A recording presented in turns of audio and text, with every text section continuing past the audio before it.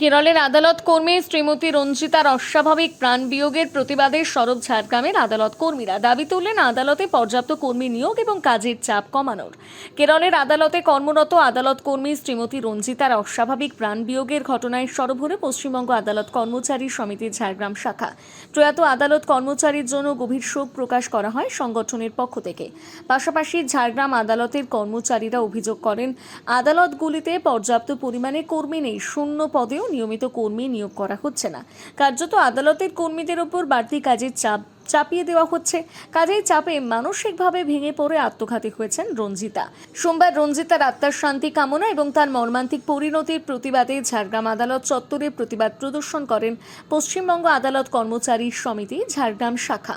আদালত কর্মচারী সমিতির পক্ষ থেকে দাবি করা হয় পর্যাপ্ত কর্মী নিয়োগ করে কাজের চাপ কমানো হোক। আমরা পশ্চিমবঙ্গ আদালত কর্মচারী সমিতির পক্ষ থেকে ঝাড়গ্রাম শাখার পক্ষ থেকে আজকে এই প্রতিবাদ কর্মসূচি রেখেছি। এই প্রতিবাদ কর্মসূচি বা ধিক্কারের কারণ হচ্ছে যে কেরলের একজন আদালত কর্মচারী যে মানসিক চাপের শিকার হয়েছেন, কোর্টের যে অত্যধিক কাজের চাপ এবং আমাদের ওপর মহলের যে আধিকারিক রয়েছেন তাদের যে শোষণ, সেই শোষণের বলি হয়েছেন এক কর্মচারী। সেই কারণে আমরা আজকে এই ধিক্কার দিবস পালন করছি। পশ্চিমবঙ্গ কি এই চাপের মুখে পড়তে হয় আপনাদের? অবশ্যই পশ্চিমবঙ্গের প্রতিটি জেলার কোর্ট স্টাফরা একই রকমভাবে চাপের মধ্যে রয়েছে।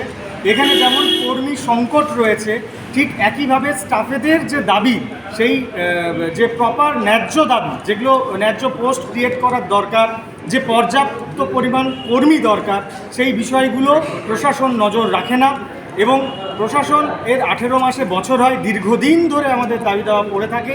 সে কারণে একজন এমপ্লয়িকে অত্যধিক চাপ নিতে হয়। পশ্চিমবঙ্গেও একই ঘটনা ঘটছে, সেজন্য আমরা পশ্চিমবঙ্গ থেকে এই প্রতিবাদ করছি।